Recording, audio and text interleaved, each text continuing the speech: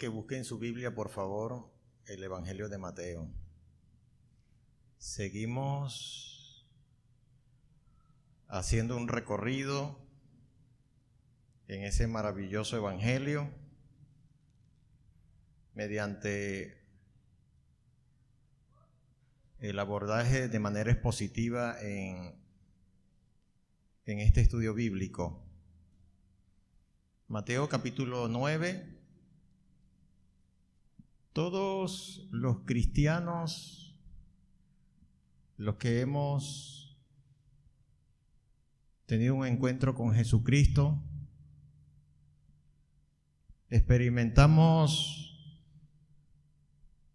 o enfrentamos tres enemigos. Uno de ellos es el mundo, la sociedad que anda de espaldas a Dios. La Biblia lo llama el mundo. La Biblia nos ordena, Dios nos ordena que no amemos al mundo, ni las cosas que están en el mundo. Y define qué son esas cosas que están en el mundo. Los deseos de los ojos, los deseos de la carne y la vanagloria de la vida. Así define las cosas que están en el mundo. Hay un sistema de creencias, de pensamientos que nos llegan de diversas maneras, a través de películas, a través de canciones, a través de lo que encontramos en internet, que glorifica el sexo, que glorifica la fama, las riquezas, los reconocimientos, de espaldas al Dios Todopoderoso. Hay otro enemigo con el cual todos los cristianos luchamos o nos enfrentamos, y es Satanás. Satanás, los demonios, que son expertos en engañar. Una de las armas más poderosas que usa Satanás es el engaño, la mentira. Engañó a Eva. Allí entró el pecado en la raza humana. Engaña nuestros sentidos. Las Escrituras dicen que Él se viste como ángel de Dios, ángel de luz. Es uno de los elementos que usa para atacar a todo ser humano, especialmente al cristiano. El engaño. Otro de los enemigos está en nosotros mismos. La Biblia lo llama la carne. La Biblia lo llama los deseos desordenados que vive dentro de nosotros mismos. Los deseos pecaminosos. La Biblia también lo llama pecado. El pecado vive, mora en nosotros. Ha infectado nuestros pensamientos, nuestra conciencia moral, nuestras emociones, nuestra capacidad de tomar decisiones. Erramos, nos equivocamos en las decisiones a causa de eso que la Biblia llama pecado. Y nos ha separado totalmente de Dios. Ha puesto una barrera entre usted, yo y Dios. Además, nos pone bajo juicio de Dios. El texto que vamos a abordar en la mañana de hoy, encontramos a nuestro Señor Jesucristo demostrando su poder, ya no solamente sobre la enfermedad, ya no solamente sobre la naturaleza, no solamente sobre los espíritus de demonios, sino sobre el pecado. Su poder sobre el pecado. En los textos o en el capítulo 9 del Evangelio de Mateo, versículo 1 al 8, ahí encontramos este maravilloso relato donde Jesús muestra su poder sobre el pecado. Le invito a que me acompañe con la lectura. Entonces, entrando Jesús en la barca, pasó al otro lado y vino a su ciudad. La ciudad de Jesús lo llama, su ciudad. Él nació en Belén, se crió en Nazaret, pero de allí se va y se muda a la ciudad de Capernaum. Y los evangelios lo llaman su ciudad. Vivía en la casa de Pedro, también la Biblia lo llama su casa, pero era la casa de Pedro. Sucedió que le trajeron un paralítico tendido sobre una cama, y al ver Jesús la fe de ellos, dijo al paralítico: ten ánimo, hijo, tus pecados te son perdonados. Entonces algunos de los escribas decían dentro de sí: este blasfema. Y conociendo Jesús los pensamientos de ellos, dijo: ¿por qué pensáis mal en vuestros corazones? ¿Por qué? ¿Qué es más fácil decir los pecados te son perdonados, o decir levántate y anda? Pues para que sepáis que el Hijo del Hombre tiene potestad en la tierra para perdonar pecados, dice entonces al paralítico: levántate, toma tu cama y vete a tu casa. Entonces él se levantó y se fue a su casa.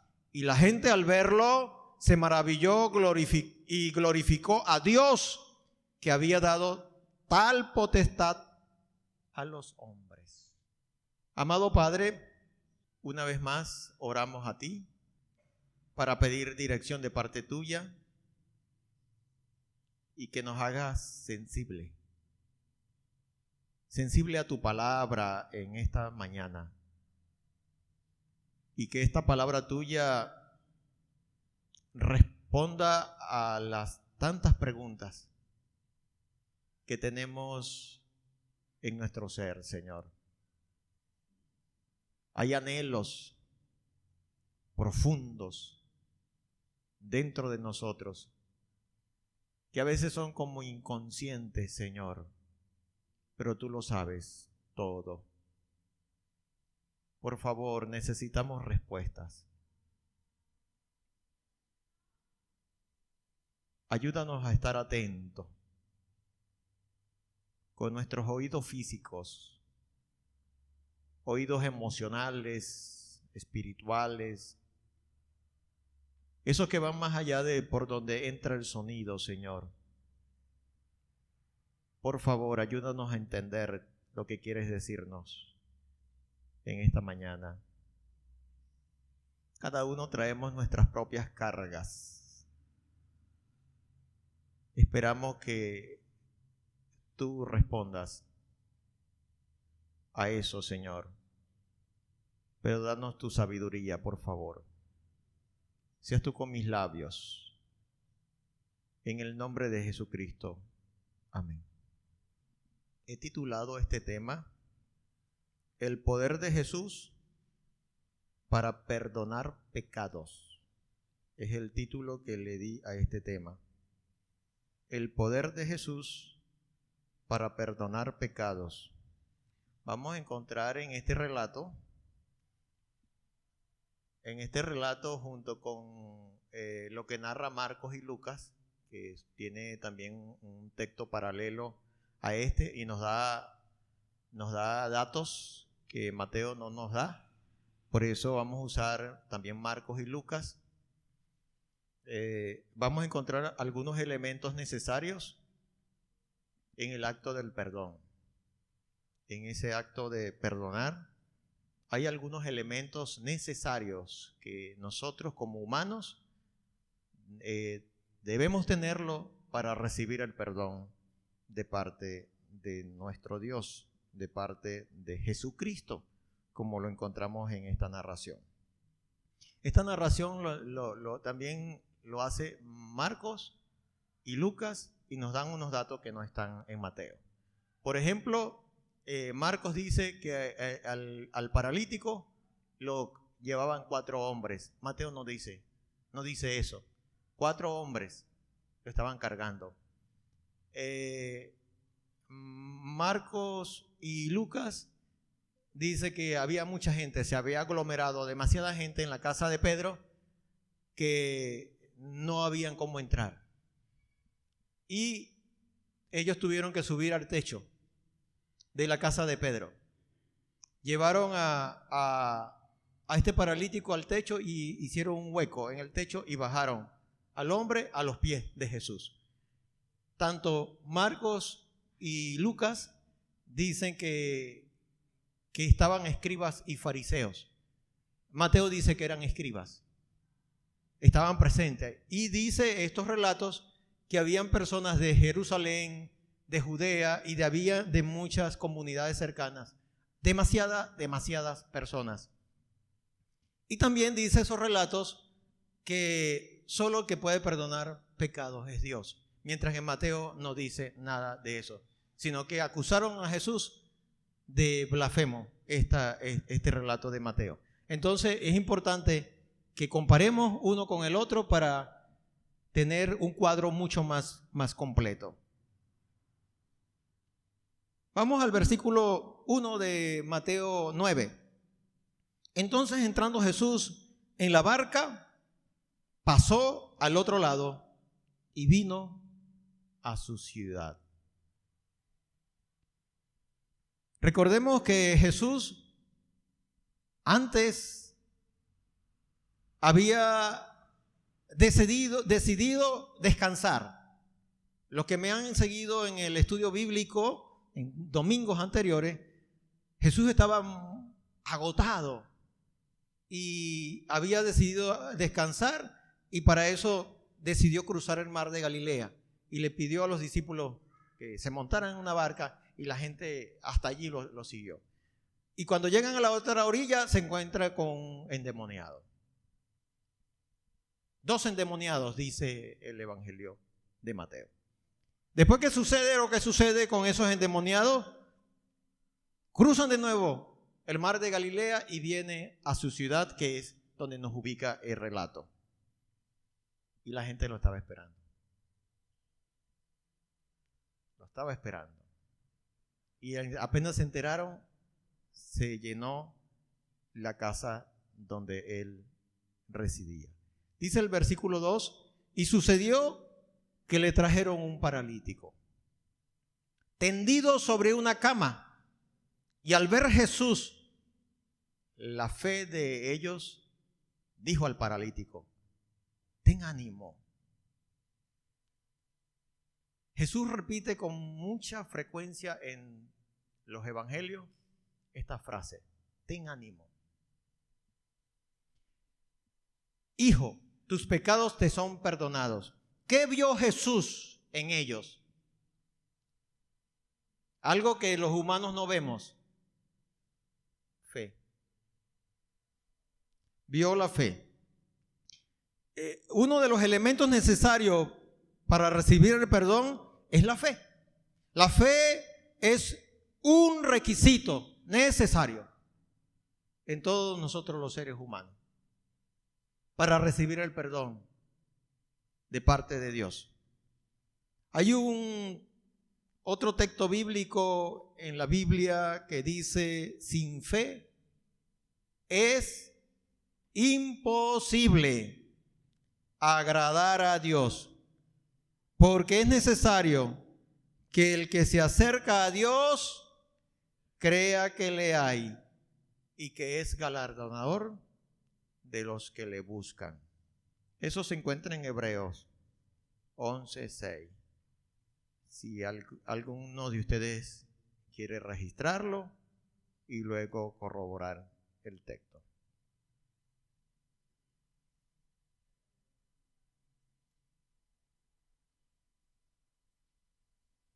Es necesario entonces la fe. Jesús vio la fe. El texto dice de ellos. ¿Quiénes eran ellos?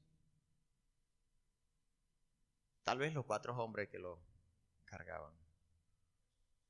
Pero también el que estaba en la camilla. Tal vez tenía que ver con él también. Porque ese hombre consintió que lo llevaran. O tal vez, especulando porque no nos lo dice el texto, tal vez le pidió a ellos que lo llevaran allá. Pero el texto dice que vio la fe de ellos. Jesús ve lo que nosotros no vemos. Nosotros vemos apariencia. Los seres humanos vemos eso, lo que ven nuestros ojos físicos. Por eso en el día del juicio habrá muchas sorpresas, muchísimas sorpresas.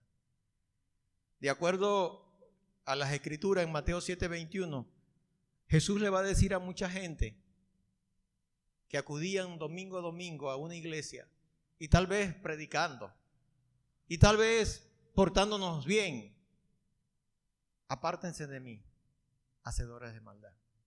Porque Dios ve el corazón, Él ve las motivaciones, Él ve la fe, Él no ve la apariencia.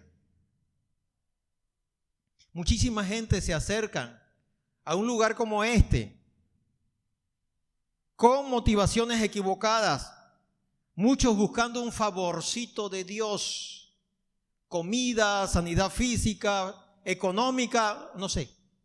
Podemos hacer una larga lista, pero Dios, Jesús, Dios hecho carne, sí ve la fe. Él ve donde hay fe y donde no hay fe. Ellos traían fe. Dice el texto que vio la fe de ellos. Creo firmemente que incluía al enfermo.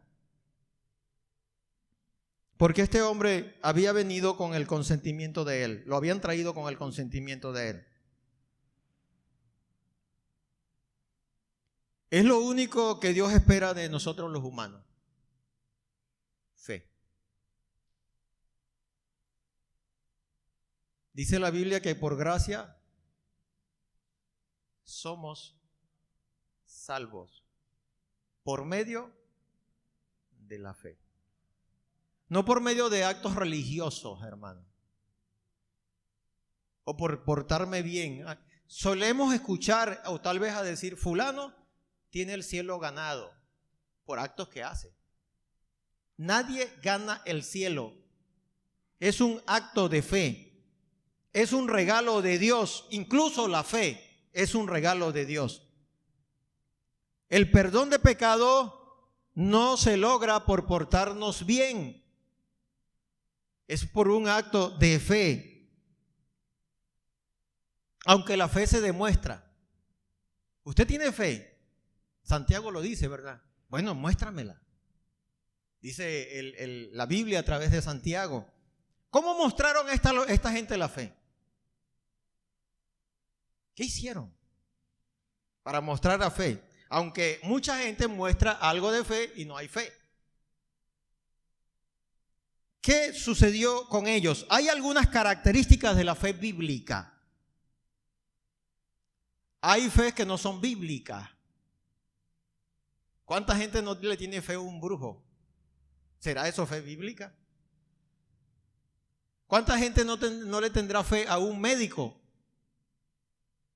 A ese sí, yo en ese sí confío. ¿Será eso fe bíblica? ¿Qué es fe bíblica? ¿Cómo lo entendemos? ¿Qué característica tiene la fe bíblica? Una de ellas es que la fe bíblica se mueve a Jesús. Va en busca de Jesús.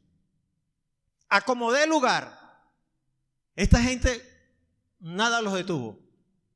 Fue a Jesús. No podían entrar en ese lugar y como dieron lugar, entraron en ese lugar en busca de Jesús. Les repito, en Marcos y Lucas encontramos este relato, el relato paralelo. Si revisamos por un momento Marcos capítulo 2, observamos el esfuerzo que esta gente hicieron para encontrarse con Jesús. Capítulo 2 de Marcos. Aquí sí le va a dar el nombre a la ciudad. Mateo dice su ciudad nada más. Entró Jesús otra vez en Capernaum después de algunos días y se oyó que estaba en casa. E inmediatamente se juntaron muchos, de manera que ya no cabía ni aún a la puerta, y les predicaba la palabra. Entonces vinieron a él unos trayendo un paralítico que era cargado por 4.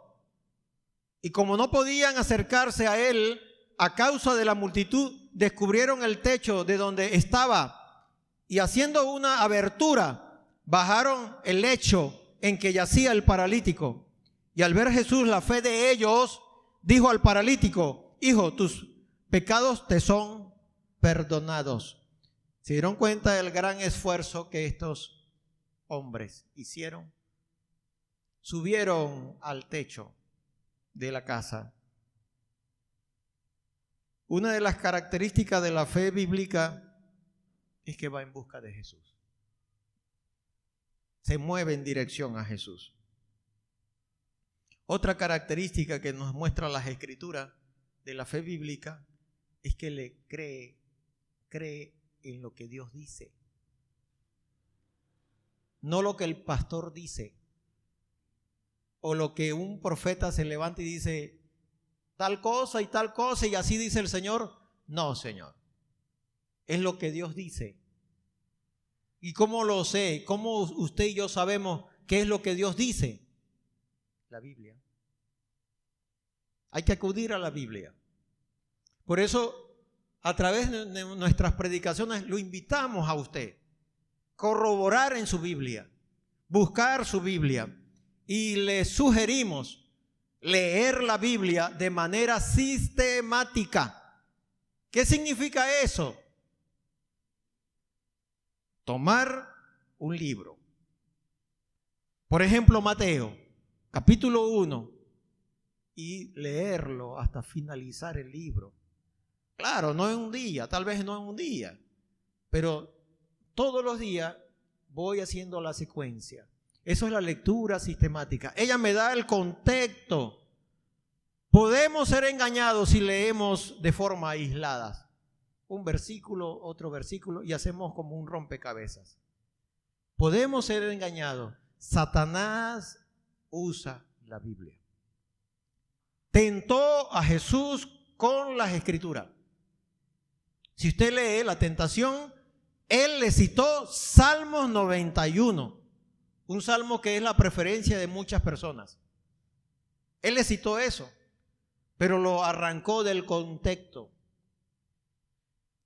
Muchas sectas, religiones que usan la Biblia, crean su sistema de creencias equivocada con la Biblia, pero tomando textos fuera de contextos. Por eso es importante conocerla, leerla de forma sistemática, porque ella misma se explica a sí misma.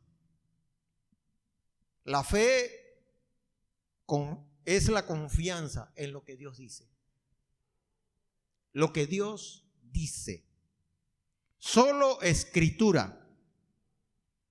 No es escritura más sueño. Hay personas que me han preguntado, mira, soñé tal cosa y tal cosa. ¿Qué opina? Generalmente respondo, no interpreto sueños, sino la Biblia. Eso es lo que sé. Pero sueños no. Es la escritura. Número 3, la fe bíblica va acompañada de arrepentimiento. Va acompañada de arrepentimiento. Este hombre venía a Jesús con profundas cargas de culpa por su pecado. Estoy seguro de eso. En la época de Jesús, los cojos huían de las multitudes porque se sentían acusados por el hecho de estar cojos. Porque la sociedad en la que vivió Jesús, de la época de Jesús y antes de la época de Jesús, asociaban enfermedad con pecado. Este la está pagando. Este tiene un ojo así porque la está pagando. hizo algo en su vida, algo malo en su vida, que está siendo castigado. Así se asociaba la enfermedad con el pecado. Vamos a revisar algunos textos que nos demuestran que el judío creía eso. Y muchos hoy siguen creyendo eso. Veamos el libro de Job. Usted puede abrir su Biblia en la mitad, aproximadamente en la mitad, y va a encontrarse con Salmos. Y regrese un poco y se encuentra con Job. Job, capítulo 4. Ustedes han escuchado la historia de este hombre. Tal vez la ha leído. Job vivió en la época del patriarca Abraham. Él no era judío, no era hebreo. Job representa la paciencia. Este hombre sufrió un desfalco económico, considerado un hombre riquísimo, y quedó en la ruina, viviendo en el basurero público. Todos sus hijos murieron. En un solo día murieron sus 10 hijos. Además, los estudiosos de las características de la enfermedad de Job y que conocen medicina suelen decir que Job sufrió un cáncer agresivo de la piel. 3 amigos de él, cuando se enteran, se dirigen hasta donde estaba él para consolarlo, como hacen los amigos. Eso hacen los buenos amigos. Consuelan a sus amigos. Eso fue la intención de ellos. Pero terminaron acusándolos, porque tenían una teología equivocada. Ellos creían que la desgracia se debía a los pecados y que Job estaba pagando por su pecado. Capítulo 4, versículo 7. Encontramos uno de sus amigos haciéndole una acusación. 4:7 de Job. Aquí está hablando Elifaz, uno de los amigos de Job. Recapacita ahora, ¿qué inocente se ha perdido? ¿Y en dónde han sido destruidos los rectos? Este tipo de pregunta a la vez es una pregunta que acusa, que corta. Una forma de decirle, tú no eres ningún recto. Demuéstrame si un recto ha sufrido. Le estaba acusando. En el capítulo 8, versículo 4, encontramos otra acusación. Todo el discurso de estos amigos eran acusaciones, pero estoy tomando algunas muestras. Bildad, uno de los amigos también de él, le dice lo siguiente: si tus hijos pecaron contra él, él los echó en el lugar de su pecado. Este libro se escribe, el libro de Job, se escribe para mostrar que el justo también sufre. Las personas justas también sufren, se enferman, pueden quebrar su negocio. Algo sucedió en el mundo cósmico que Job no lo sabía. Hubo un diálogo entre Satanás y Dios, y entonces vinieron toda esta cantidad de pruebas o desgracias a la vida de Job. Millones de cristianos, ¿sabe usted eso, verdad? millones de cristianos. Se calcula que 5 millones de cristianos aproximadamente fueron asesinados cruelmente en el Coliseo romano por seguir a Jesús como su Señor. ¿Había algún pecado para que murieran de esa manera? Algunos decapitados, otros devorados por leones. Habían distintas formas como los emperadores crearon para hacer del asesinato de esta gente una diversión, porque lo hacían en el circo romano. La historia misma nos muestra que no está asociado la desgracia, el sufrimiento con el pecado. Pero el judío creía que sí. El documento bíblico nos muestra que ellos creían que sí. En el Evangelio de Juan encontramos que los discípulos andaban con Jesús, se encontraron con un enfermo y le hicieron una pregunta a Jesús: ¿quién pecó para que él esté así enfermo? ¿Quién pecó? ¿Los papás de él o él? Esa fue la pregunta que le hicieron. En Juan capítulo 9, vamos a leerlo.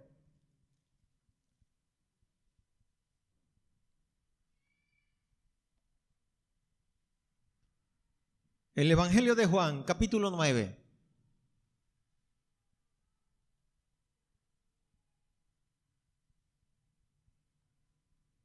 Versículos 1 y 2.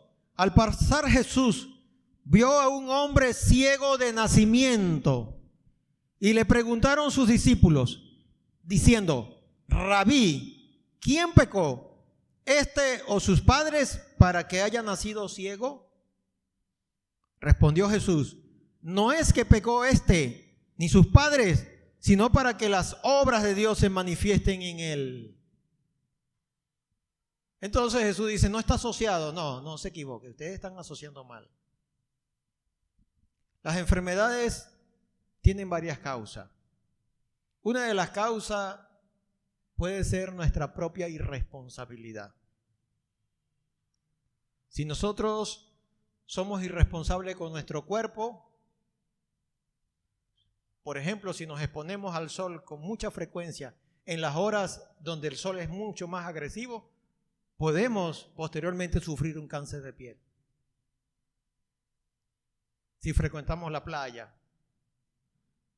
en esas horas donde como de 11 a 3 de la tarde he escuchado esto. Los rayos solares son muy agresivos.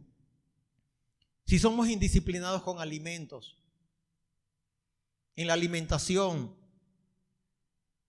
la irresponsabilidad nuestra puede ser una causa de los pecados. Otra, una disciplina divina.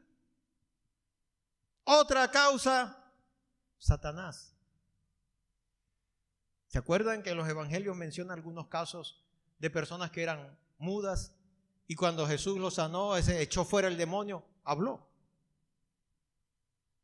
Una mujer que estaba encorvada 12, 18 años, no recuerdo cuántos años, y Jesús dijo que así la había tenido Satanás a esa hija de Abraham. Algunos son directamente actos de las tinieblas. Hay diversas causas. En este relato que estamos estudiando en Mateo, capítulo 9, esta gente relacionaba la enfermedad con el pecado. La cultura fuertemente lo creía. Escribas y fariseos lo creían. Y los ciudadanos comunes lo creían. Indudablemente este enfermo lo creía. Y eso generaba en él culpa. Y eso lo llevó a Jesús en busca de que le perdonara sus pecados. Y Jesús respondió directo: tus pecados te son perdonados. Jesús entendió lo que él buscaba y por eso vio la fe de él No para ser sanado, sino para ser perdonado.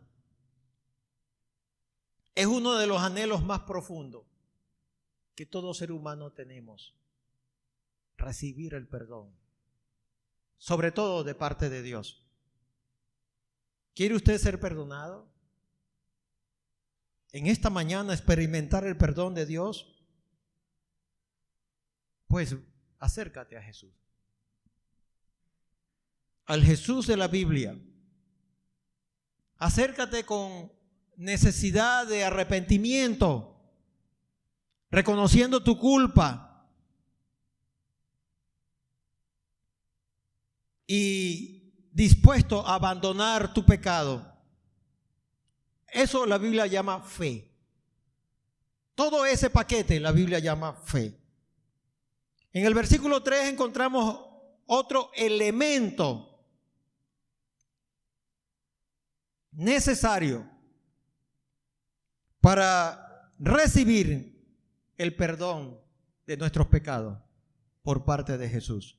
Versículo 3 de Mateo 9. Entonces algunos de los escribas decían dentro de sí, este blasfema. Acusaron a Jesús porque Jesús le dijo, tus pecados te son perdonados.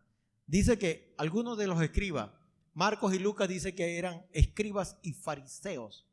Y de acuerdo a Marcos y Lucas, nos dicen que, vamos allá al texto de Marcos, un momentico. Marcos capítulo 2, versículo 6.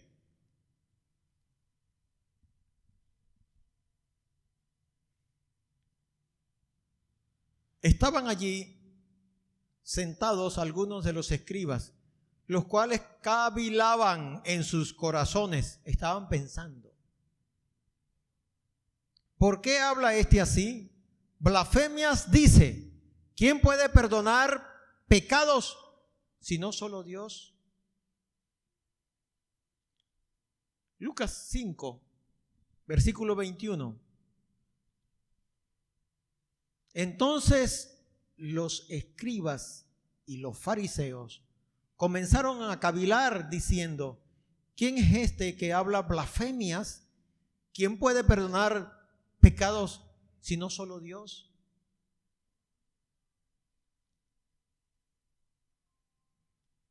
Estos señores, escribas y fariseos, estaban declarando una gran verdad.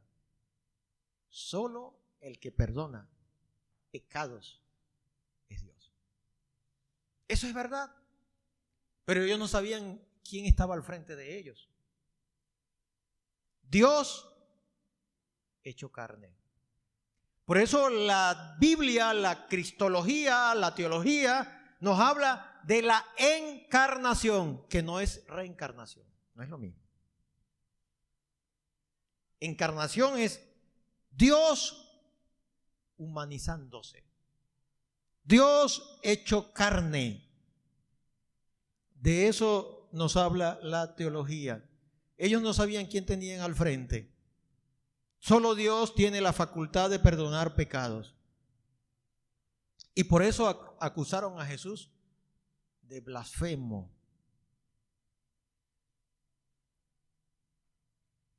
El pecado no perdonado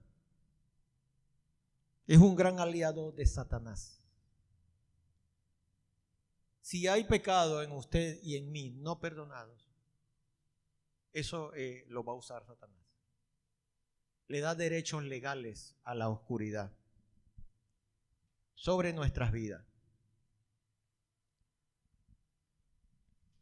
Cuando hemos venido al Señor Jesucristo y Él ha producido en nosotros nuevo nacimiento, usted y yo nos damos cuenta que todos los días seguimos pecando. Todos los días. Si alguno dice que no tiene pecado, la misma Biblia declara, el tal es mentiroso. Pero todos los días debemos echarnos una ducha espiritual. Y esa ducha se llama confesión. Confesar los pecados. Todos los días. No es domingo cada domingo o cada sábado. Es diario. Todos los días debemos ir al Señor. ¿Acaso Él no sabe que hemos pecado? Sí, Él lo sabe. Pero Él pide que se lo digamos.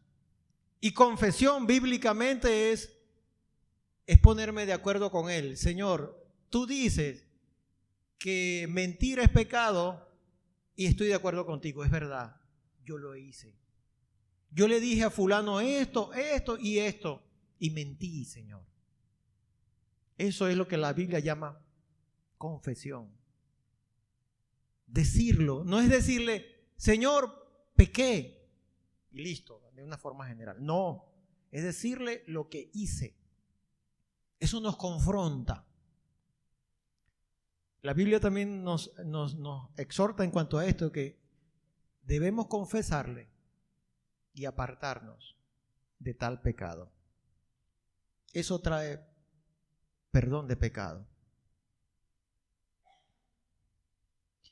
Veamos, yo le invito a que por favor veamos Zacarías para ubicarles, orientarles. Tenemos Mateo, regrese y se va a encontrar con Malaquías, el último libro del Antiguo Testamento. Regrese un libro y tenemos Zacarías. Mateo, regrese un libro, Malaquías. Regrese otro libro, tenemos Zacarías. Zacarías capítulo 3.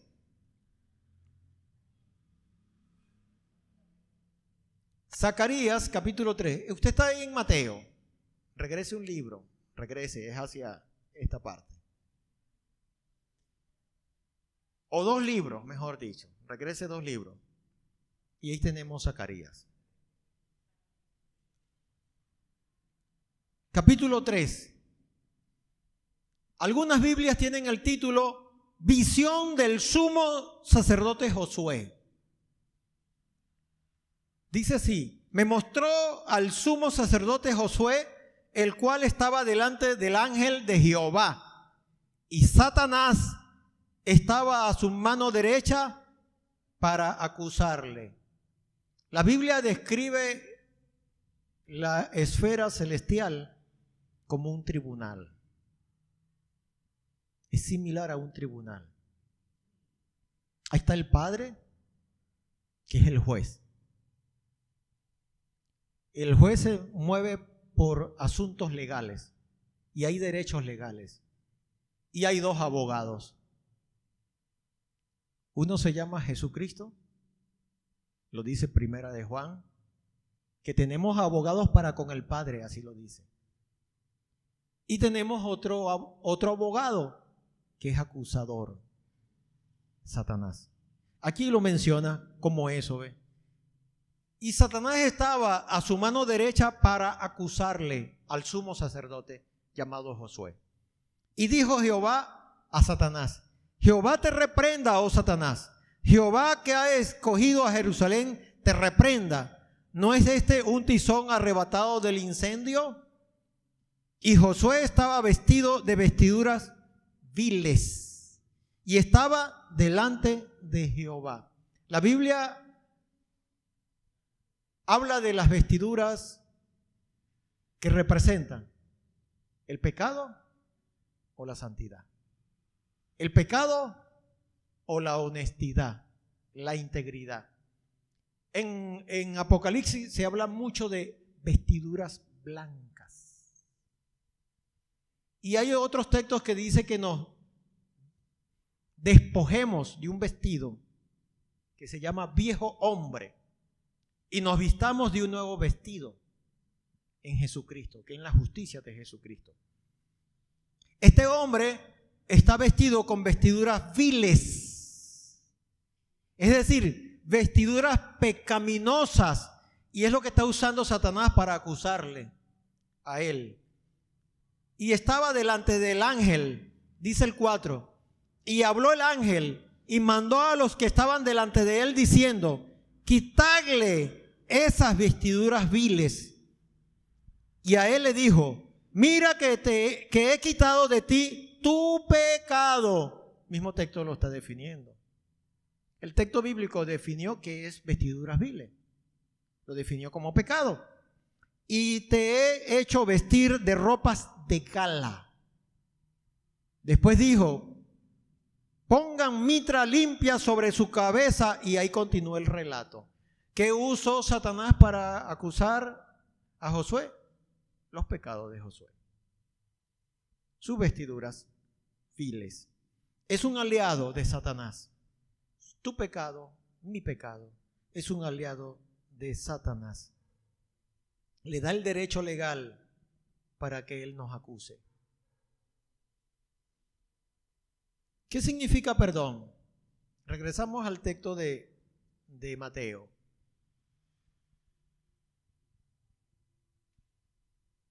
¿Qué significa esto?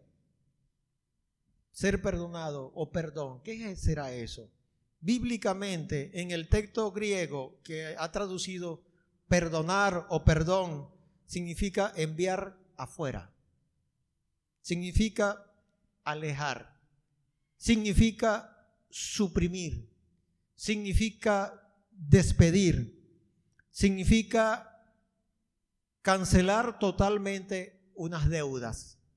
Significa eliminación total de la causa del delito. Eso significa. Ustedes han observado de pronto en las películas o en el relato bíblico que cuando Jesús fue colgado en la cruz, le colocaron un letrero. Roma acostumbraba a eso. Colocaba el acta por la cual moría esa persona. Este hombre aquí está colgado porque es un ladrón. O este hombre está colgado porque es un asesino, mató a tantas personas. Pero a Jesús no encontraron causa. Y Pilato mandó colocar rey de los judíos. No había una causa. En Colosenses, el libro de Colosenses, la carta de los Colosenses, dice que una vez que usted y yo venimos a Él, a ese sacrificio, Dios, el Padre, toma las actas que nos acusan y las clava en la cruz. Ya no hay actas que nos acusen. Eso es perdón. Eso se llama perdonar. Cualquier acta que el Padre llevaba registrando desde nuestro nacimiento hasta el momento que vinimos a Jesús buscando su perdón, el Padre Celestial las toma como un juez y las clava en la cruz. Quedaron con Jesús. Eso lo llevó a Él a la muerte, mis actas. Él murió por mí. Eso es la idea de perdón. ¿Qué hace Dios con nuestros pecados? Salmos 103, versículo 12. Voy a tomar algunas referencias. Hay muchísimas referencias en la Biblia que nos dice qué Dios hace con nuestros pecados cuando son perdonados.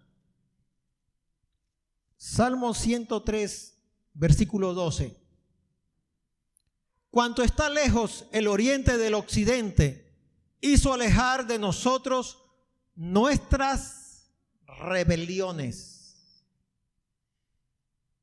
Miqueas 7, 19.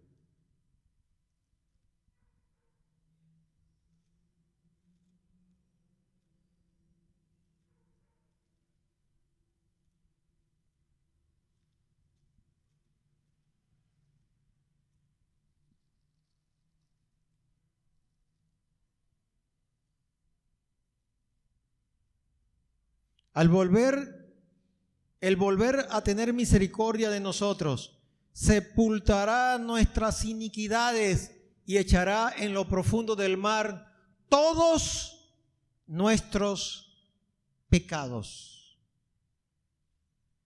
Hay muchísimos versículos que nos dicen qué hace Dios con nuestros pecados. Él nos perdona.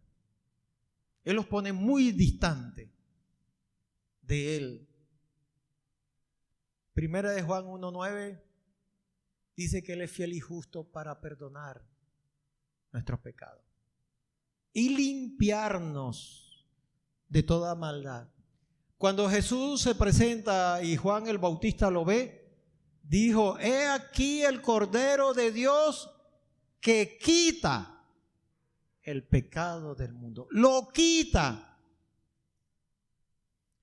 Dios hizo eso cuando usted vino a Él hace tantos años, hace tantos días, hace un mes, no sé. Cuando usted vino por primera vez, Él perdonó nuestros pecados. Pero resulta que queda en nuestra memoria. Y parece que a veces nosotros no lo olvidamos. Él sí. Él lo borró totalmente. Pero nosotros somos los que a veces quedamos con eso allí. Tal vez Dios lo permita que quede en nuestras memorias para recordar de dónde nos sacó Él. De dónde nos trajo Él. Regresamos al texto de Mateo. Él le dijo a este hombre: ten ánimo. Ten ánimo. ¿Por qué le dijo así? Por razón del perdón. Venía cargado y lo perdonó. Es como que le dijo: no hay motivos para que tengas temor. No habrá condenación contra ti. Interesante también que lo llamó hijo. Hermanos, la palabra griega que encontramos allí es niño. Me hace recordar una hermana que nos dice: mi niño, mi niña. Es como algo así que le dijo a él. Una expresión de cariño, de ternura. Así es nuestro Señor. Nuestro Señor, a quien adoramos y honramos. Regresando a este texto de Mateo, versículo 4 en adelante. Y conociendo Jesús los pensamientos de ellos, dijo: solamente Dios conoce lo que usted y yo pensamos. Nadie más puede conocer. Una evidencia de que Jesús es Dios. Conociendo los pensamientos de ellos, dijo: ¿por qué pensáis mal en vuestros corazones? Porque ¿qué es más fácil decir: los pecados te son perdonados, o decir: levántate y anda? ¿Qué es más fácil? Perdonarle los pecados a alguien del alma, sus pecados que lo destruyen, o decirle a alguien: vas a ser sano, o eres sano, levántate, ya no tienes ese cáncer, ya no tienes esa enfermedad. ¿Qué es más fácil? Ninguno de los dos. Ninguno de los dos.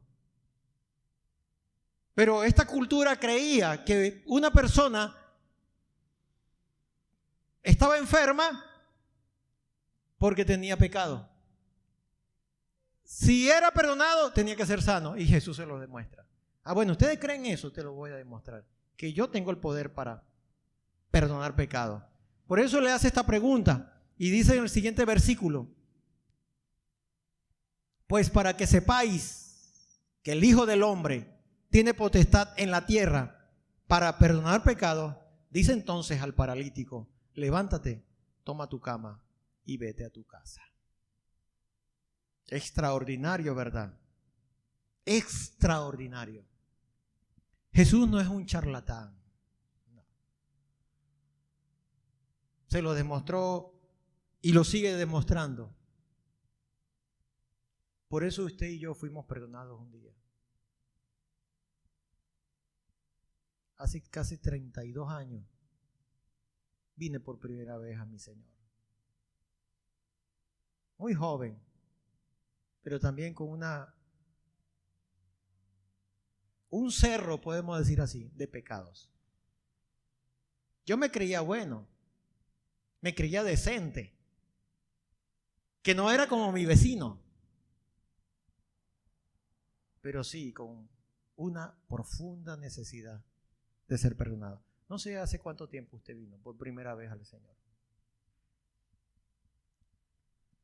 Y en ese entonces probamos que Jesús no es un charlatán, que sí tiene el poder para perdonar pecados.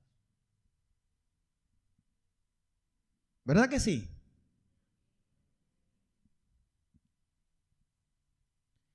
Perdonar los pecados del alma solo es un atributo de Dios, de nadie más. Solo es un atributo de Dios. Pero hay un sentido en que usted y yo debemos perdonar ofensas que nuestro prójimo haya cometido contra nosotros. No nos escurramos para no hacerlo, pues diciendo, no, solo Dios puede hacerlo. Las ofensas que alguien haya cometido contra usted o contra mí, es la responsabilidad suya y mía de perdonarlo. Perdonar a esa persona que nos ofendió. Acuérdese el Padre Nuestro.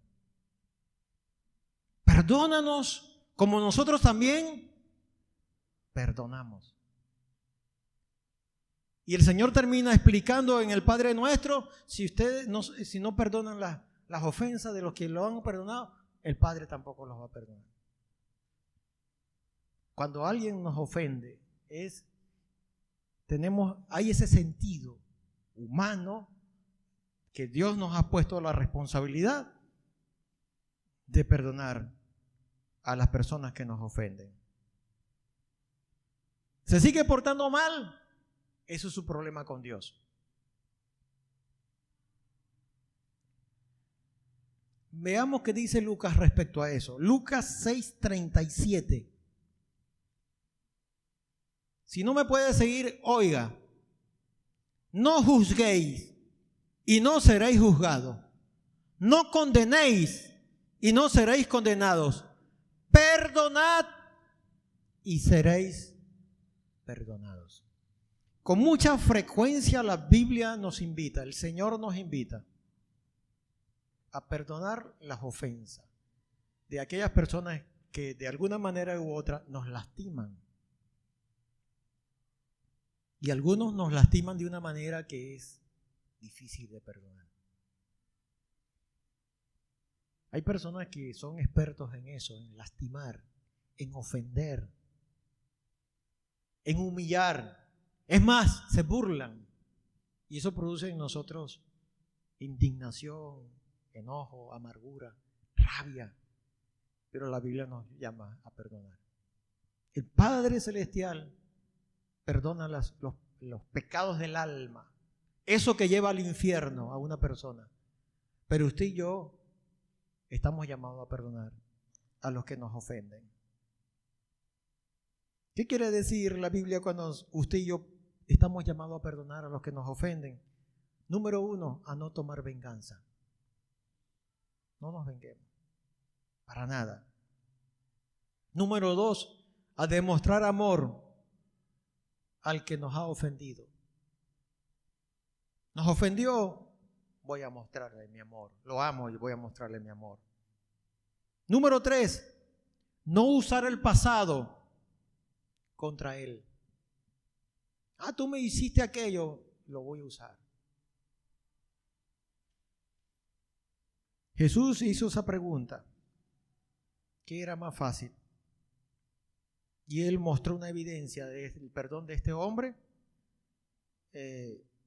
sanándole. Versículo 8 muestra el resultado de todo lo que Jesús hizo. No tanto de la sanidad, sino de su poder para perdonar pecados. Versículo 8, y la gente al verlo se maravilló y glorificó a Dios, que había dado tal potestad a los hombres. Uno de los grandes resultados del perdón de Dios sobre nosotros, el texto tradujo aquí, se maravilló. Pero la palabra griega es fobeo. Fobia viene de allí. Tiene la idea de miedo, pero no es miedo, es temor. Temor reverencial. Una vez que el Señor ha perdonado mis pecados, en mí produce temor. Temor cuando nadie me ve. Yo no voy a hacer esto porque hay algo en mi corazón que me dice que no. No pasar las líneas. Y si las paso, algo me dice en mi corazón, lo hiciste mal. Es eso lo que va, el resultado de recibir el perdón de Jesucristo. Él produce ese sentido de temor reverencial. Y el Padre es glorificado en nuestras vidas.